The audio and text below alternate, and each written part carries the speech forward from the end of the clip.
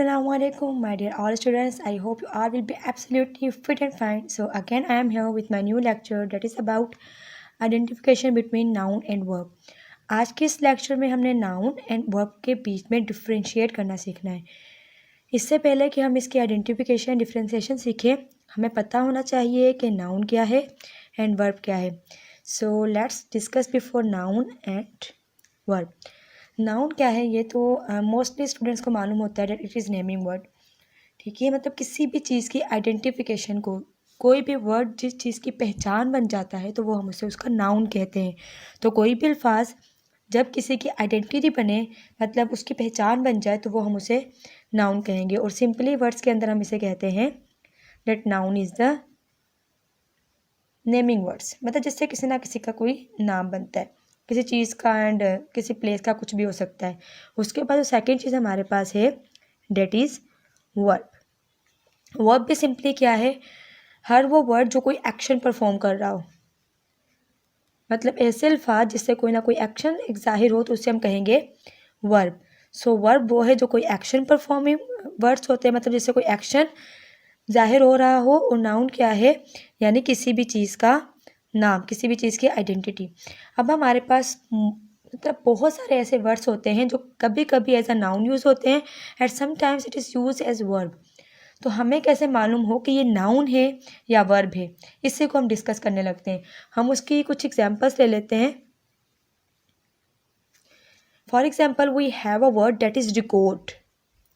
अब रिकॉर्ड ऐसा वर्ड है जिसे हम as a noun and as a verb दोनों के तौर पर यूज़ कर सकते हैं. तो हमें पता कैसे लगेगा कि हमने एज अ नाउन कब यूज़ करना है एंड एज अ वर्ब कैसे यूज़ किया जाता है. फॉर एग्जांपल, ये तो बहुत कॉमन चीज़ है ना, हम कहते हैं that for example if I said I break the record, या मैं लिखूँ आई ब्रेक हर रिकॉर्ड, मैंने उसका रिकॉर्ड तोड़ दिया. तो अब यहाँ पर रिकॉर्ड जो है एज अ नाउन यूज़ हुआ है, मतलब समथिंग इज दैट मैंने तोड़ दी जो चीज़, तो वो हमारे पास क्या है, रिकॉर्ड. तो रिकॉर्ड को यहाँ पर एज अ नाउन यूज़ किया गया क्योंकि यहाँ पर कोई एक्शन परफॉर्म नहीं कर रहा, यहाँ पर ये एक चीज़ की आइडेंटिटी बन गई है. सेकंड हमारे पास यही वर्ड है रिकॉर्ड.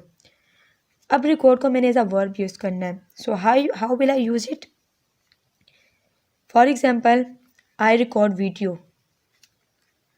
मैं वीडियो रिकॉर्ड करती हूँ. ठीक है, तो यहाँ पर रिकॉर्ड एक एक्शन परफॉर्म कर रहा है, तो यहाँ पर हम रिकॉर्ड को वर्ब कह सकते हैं. तो जहाँ पर ये किसी चीज़ की आइडेंटिटी बन जाए वहाँ पर इसे नाउन कहा जाएगा, और जब ये कोई एक्शन परफॉर्म करेगा तो वहाँ पर उसे वर्ब कहा जाएगा.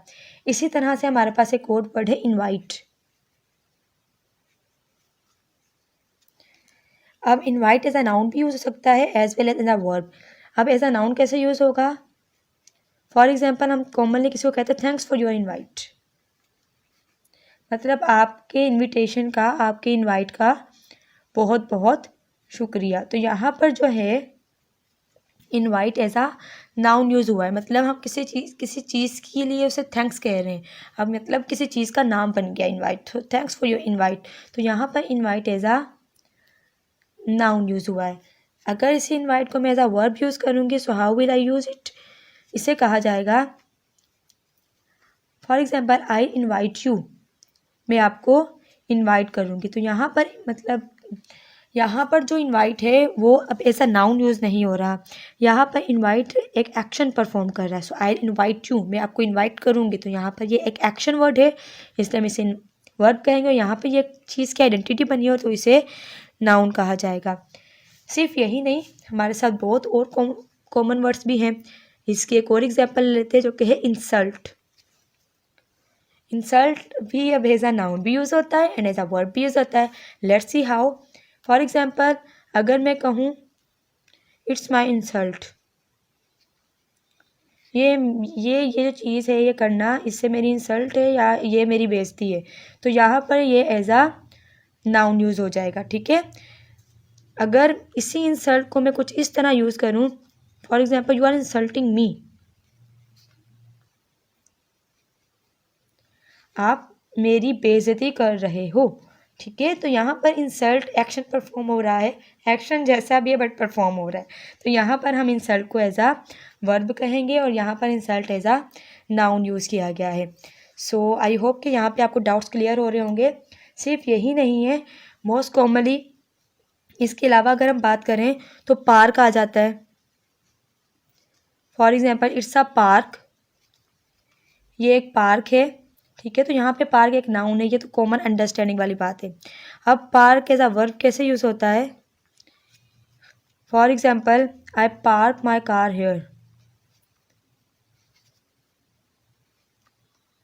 आई पार्क माई कार हेयर, मैं अपनी कार यहाँ पार्क करता हूँ। तो यहाँ पर ये एक्शन परफॉर्मिंग है, तो यहाँ पर ये क्या कहलाएगा? वर्ब कहलाएगा। इसके अलावा एक और एग्जांपल मैं आपके साथ शेयर कर लूँ, that is excuse.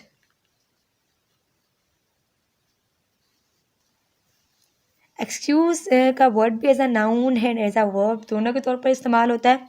For example एक टीचर कह रहे तो ये बहुत कॉमन सेंटेंस होगा, that my students give me lots of excuse. हमारे स्टूडेंट्स जब भी काम नहीं करके आते तो उनके पास एक ही चीज़ के 1000 बहाने होते हैं। So my students have lots of excuse, lots of excuse. तो मेरे स्टूडेंट्स के पास बहुत सारे एक्सक्यूज़ होते हैं। तो यहाँ पर ये द थिंग यूज़ हुआ है, एक चीज़ को डिनोट कर रहा है। तो यहाँ पर एक्सक्यूज़ हमारे पास नाउन कहलाएगा। और इसी नाउन को अगर हम एज अ वर्ब यूज़ करेंगे तो ये एज अ वर्ब कैसे यूज़ होगा? शी एक्सक्यूज्ड, उसने माफ़ी मांगी। शी एक्सक्यूज्ड फॉर एक्शन, उसने जो भी काम किया उसके लिए उसने एक्सक्यूज़ किया, मतलब यहाँ पर जो है उसने अपोलोजाइज मतलब माफ़ी मांगी है उसने। तो यहाँ पर इसने एक एक्शन परफॉर्म किया, तो यहाँ पर ये एज अ वर्ब यूज़ होगा। सो आई होप कि आपको नाउन एंड वर्ब की आइडेंटिफिकेशन अब क्लियर हो जाएगी। जहाँ पर भी ये एक्शन परफॉर्मिंग होगा वहाँ पर आप इसे वर्ब कहेंगे।